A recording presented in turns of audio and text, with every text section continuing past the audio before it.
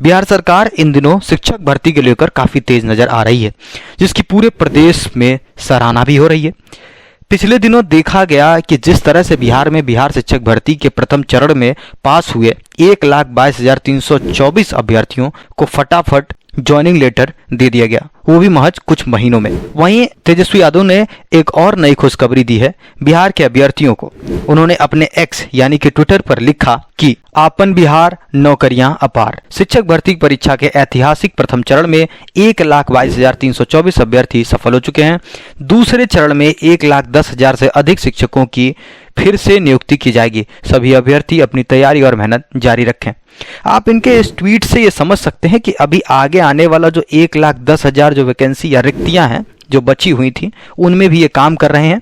और paper cutting भी share किया गया है इनके द्वारा। उसमें लिखा गया है कि बिहार लोक सेवा आयोग से बची रिक्तियों की जानकारी मांगने जा रहा है शिक्षा विभाग। तो शिक्षा विभाग को शायद ये निर्देश दिया गया होगा कि ये बिहार लोक सेवा आयोग से इसकी रिक्तियों की जानकारी मांगी जाए।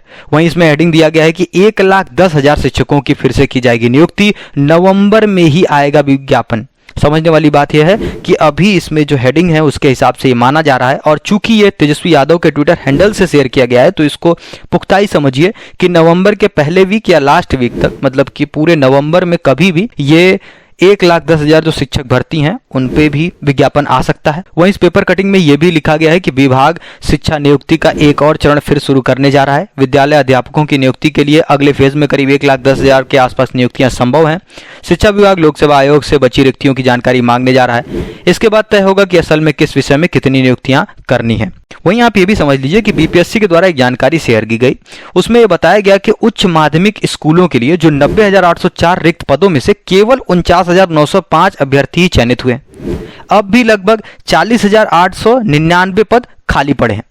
इसमें दूसरी बात यह है कि इसमें +2 स्कूलों के लिए सृजित लगभग 37,710 पदों को और जोड़ दें और कुल संभावित रिक्त पदों की संख्या कितनी हो जाती है? 78,609 हो जाती है। वहीं कक्षा 8 से 6 तक के जो रिक्त पद हैं उसमें 31,982 पद हैं।